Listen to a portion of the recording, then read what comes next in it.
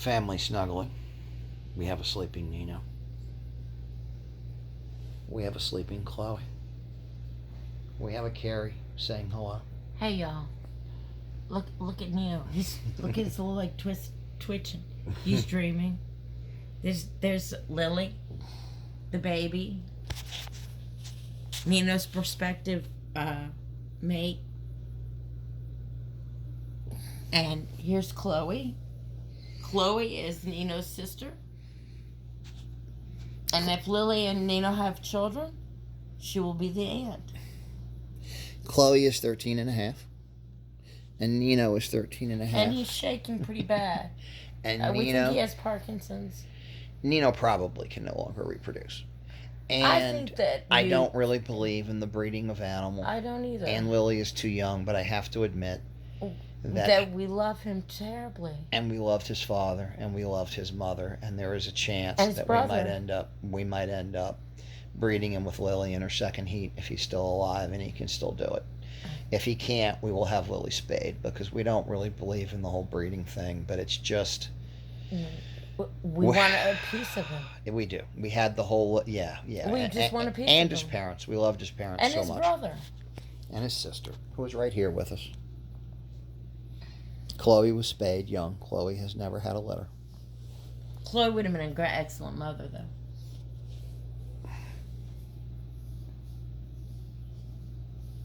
But as old as Nino is, he's still rippling in muscle. But thank you. He does have lots of shaking. I wanted to commemorate this. And he does have very few teeth. You don't need to tell anyone about his teeth. He has very few. Chloe still has all her teeth. Well, Nino had a bad bite. Yeah, they didn't line up, so they all fell out. Nino didn't really have the best bite. But he had the best body. But before I get all the lectures from all the anti-dog breeders and all the people who talk about the overpopulation, you're right. You're right. But the simple fact of the matter is that when you absolutely love a breed and when you absolutely love a line, sometimes you just fall in love with that line and you want to keep the line alive. We have Lucy, who is a mutt rescue, and we had our other dogs all spayed and neutered. Are we going to go into we do lots of neutering now? And everything like that. Are we going to talk about what's going on with Lucy? Lucy's getting walked every day with neighborhood children and her mom, so she can feel special. Because Nino doesn't allow Lucy to have Nino's defensive of his square. Yeah, Nino loves Lucy, and they were super close for the first little while that she was here, and he still loves her. But it's like territorial problem. He's territorial, and he gets very jealous if she lays down on top of me or licks my face or anything like that. Whereas Lily, he not only accepted as a little puppy, but he very much sees Lily as his potential mate, and he loves Lily. They do things that look like foreplay. Yeah. They're very romantic with each other and stuff like that. He gets giddy. So what we're going to do is we're going to separate them for Lily's first heat. When Lily's second heat comes around, assuming Nino is still alive, we'll allow it to happen. I want to do it on the first. If it does, I'm not doing it. I love Nino so much that I'm going to be devastated when he dies. Yeah, I'm not letting a 7-month-old dog reproduce. You did it before. No, it happened. It happened against my will, but I'm not letting it happen. And if Nino cannot reproduce with Lily, there will be no babies. There will be no babies, and Lily will be spayed, and we will make sure that we find the best of all possible homes. People on the levee who for are really all eccentric. of the babies. And in fact, we're going to find people that will spay or neuter them, with the exception of one that we will male that we will probably keep for the purpose of keeping the line again alive. We don't need in a 15 male to years. keep a line. We can do it with a female. We could do it with a female, but it's very hard. We're not in the 1500s. Yeah, but it's very hard to keep the female year after year after year with her coming into heat and make sure that she never gets pregnant. It's a little bit easier to control and keep the male from getting out. Right, but if Nino and Lily have children, we don't know that the one we want or the one that reminds us of Nino that we think is special. We don't know that that would be a male child. It could be We're a not female. we're not gonna choose. I'm like my dad. They're gonna choose when. You know what I'm saying? Sometimes the female child's like a male. See, I had Cody and Lola, who were their parents, and You want to get their pictures and show 'em? we'll do it later. But 14 years ago, basically, when Lola got impregnated by Cody broke in. and had a litter.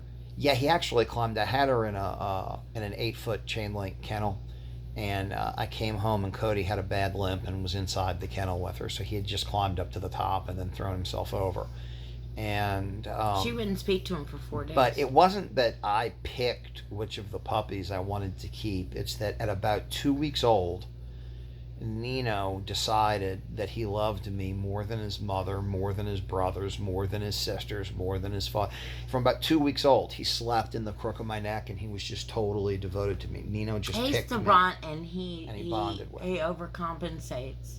He's an athlete. He soldiers on, and you know. But at 13 and a half, most of the teeth are gone. There's possible Parkinson's.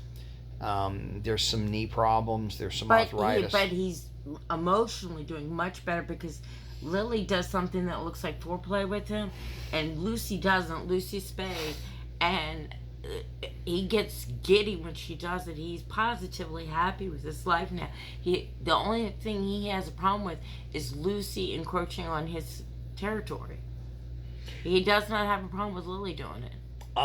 But Lily dominates him. Lily and Lucy are good friends, and Carrie has been walking Lily with the neighborhood children. Lucy with the neighborhood children, so Lucy gets a walk every day, and Lucy's also because friends. she's kind of like a second string dog. She's not going to be able to come inside and be loved until Nino passes, and he's 13 and a half, and Chloe's 13 and a half. They have the same birthday. But Nino's crashed. But anyway, we dedicate a lot of time to dogs. Roger just made dog food for the dogs because we're interested in having healthy dogs. Obviously, we take good care of them at they're 13 and a half, and siblings. And, you know, I got up at 3:30 this morning and walked. Yeah, I've developed all 3 dogs around this block, and this is an enormous block. I've developed my own dog food recipe, guys, and in fact, I'll share with you my dog food recipe before signing off. And what I like to do, what I'm trying to do, is make like 20 pounds of it at a time, and then break it up into individual servings and freeze it. And I mean, I created nothing. I studied things. We did this because we get Blue Buffalo, and there have been too many recalls. There's been too many recalls of Blue Buffalo. Blue Buffalo is an excellent recipe, but there's been too many recalls. They sometimes buy from the cheapest bidder, and they end up getting some stuff from China, and there's been recalls. Science Diet's great, but there's some disagreements between Science Diet and a lot of people about wheat and gluten. And things like that. And after a whole lot of research, and I mean research into the barf diet, which is which is the bones and raw food diet, and research into Science Diet and Blue Buffalo and Rachel Ray. Oh, Rachel Ray! None of our dogs will eat it. Not even Lucy the mutt. And various homemade recipes. This is what I personally believe. We say, don't waste your money on Rachel Ray. No dog likes it. None of our dogs like it, but this. I mean, they don't even choke it down. This recipe is what I believe, based on my recipe, based on my research, is the healthiest, and it won't be recalled. And they love it. So this is what I do. First of all, it's 60% animal food and 40% non-animal. And they're omnivores. Here is the 60% that is animal. First of all, it's half meat. And the meat is an even mixture of 90% lean ground beef, 90% lean ground turkey, chicken gizzards, chicken hearts, and chicken and beef liver. Which is ridiculous because we had $285 on my food stamps, and I would have bought them filet. I love them so much. You get what's the healthiest, and they don't need all organ meat, but they need a lot of organ meat.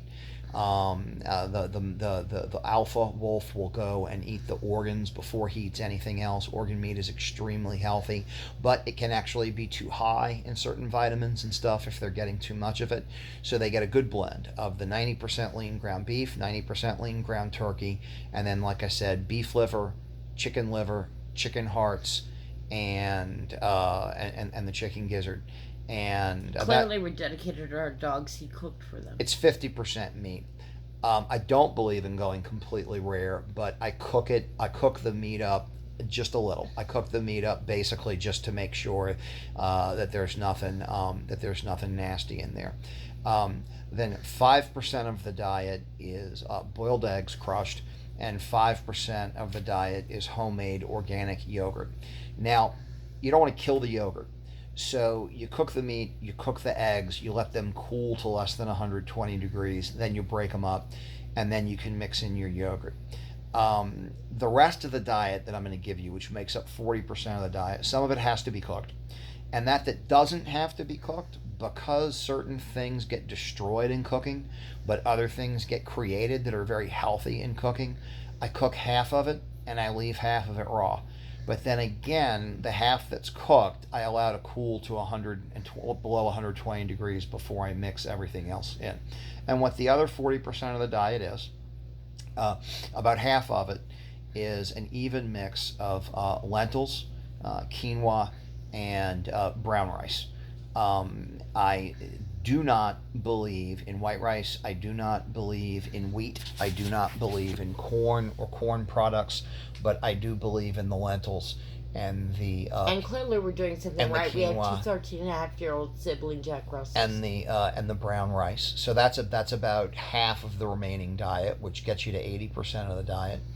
And then the other 20% is a big mix of some things that dogs would graze on in the wild. Wolves would actually eat some grasses and things, but also there'd be all kinds of, when they hunt and they kill deer or rabbit or squirrel, they eat the contents of those animals' stomachs, and so they eat what those animals eat. And also they've just been living with humans now for hundreds of thousands of years, and they've been getting fed human food, and there are certain human foods that are very healthy for them, that they've developed good tastes for, and that are good for them. So anyway, everything else that I put in there, a small amount of nuts, a small amount of olive oil, a small amount of seeds. And you would use ginger?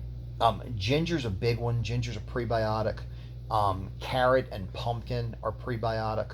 Pumpkin's always good for a dog with an upset stomach. And very good in the beta carotene. So there's pumpkin, there's carrot, there's ginger.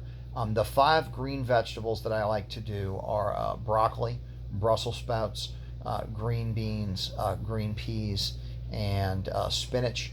And then I like to do a little bit of fruit, which is generally blueberries, raspberries, blackberries, and so far, according to my research, I like apple. None of this is written in stone forever. But so anyway, basically the diet is about 20% a mix of seeds, nuts, fruits, and vegetables that are specifically healthy for dogs, with nothing that I've found that's bad for dogs, and very heavy in the prebiotics. About 20% of it is this mix of quinoa and lentils and brown rice. It's about 5% egg, hard-boiled egg with the shell, crushed up for the calcium. It's not going to get 5% yogurt, and it's 50% meat, with about half that meat being organ meat and about half that meat being non-organ meat. I'll be honest with you, there's 2 reasons only why I'm not doing, and I probably should, but there's 2 reasons only why I'm not doing like the organic grass-fed beef. One's expense, and 2 tastes awful. It tastes awful to me. Maybe it wouldn't to the dog, but man, I'm sorry. I just love the real beef that's been corn-fed and stuff. It would probably be better if I went and got the organic our dogs know better stuff, but it's our dogs know better. Yeah. So anyway, they like it. But the big mistake you don't want to make, because you got your cooked part and your raw part. let that cooked part cool off to under 120 degrees before you mix in your raw part, because then otherwise you're basically gonna destroy all that beneficial bacteria and digestive enzymes. And they ate it. You're gonna, oh, they love it. They love it. They eat all of it. And I'll be honest, sometimes if you mess up and you don't mix it well enough, and there's some big, chunk of raw apple or big chunk of raw carrot, the dog might not eat that, or he might skip over it. But if that chunk of raw apple or chunk of raw carrot has been thoroughly mixed and mixed in with the beef juices and well, I like marinated. Yeah, I don't really like to puree more than I need to, because the dog does well digesting the food and breaking down the food and not breaking it down too much. We adore our dogs. But it's but mixing it all together so that all those flavors get in there. They really do eat everything, and they really do like everything. Now, I might read something tomorrow and find out that there's something bad in chia seed, and switch out a different type of seed for the chia seed that I do in there with my little mix of that stuff. So nothing is ever set in stone forever. But I know there's a lot more poison in Purina dog chow. He spent over an hour cooking for the dogs last night, and I've been up since 3:30 this morning, and this is an enormous block. And I walked each one of the Jack Russells around block at night, so they could go to the bathroom. And they're 13 and a half, so they're kind of slow, but they soldier on. And they enjoy it. And we're very fortunate that they're not in a radio flower wagon, that they can still walk. They're great dogs. And the diet's gotten better over the course of the life. I want a little, I've always done Roger and I might not speak if Nino isn't around for the second heat. I'm not doing it. Letting a 7 or 8 month old Lily get pregnant is like letting your 12-year-old human daughter get pregnant, and I'm not. That's what medical bills are for. I'm not. No, not doing it. If it's supposed to happen, it'll happen. And again, but they do interact in a sexual way together. I'm not breeding a Lily unless it's to keep alive this specific line. I want a little Nina. I'm going to say something else, too, about rescues versus... we have a rescue. We have rescues. And we've had a lot of rescues. This is the we had a Jack Russell rescue. We did, but this is the problem with Jack Russell Terriers. Jack Russell Terrier is my favorite breed. Now, I love all breeds of dogs, but it's my favorite breed, It's my favorite breed, and I love Jack Russell Terriers. The problem with Jack Russell Terrier rescues, and God bless anybody that wants to go and get Jack Russell Terrier rescues. One took off my lip. It took 6 hours They're to put it back. bad dogs. Jack Russells really need to be brought up properly, and a Jack Russell that has grown up a stray, we're both co-parenting Lily.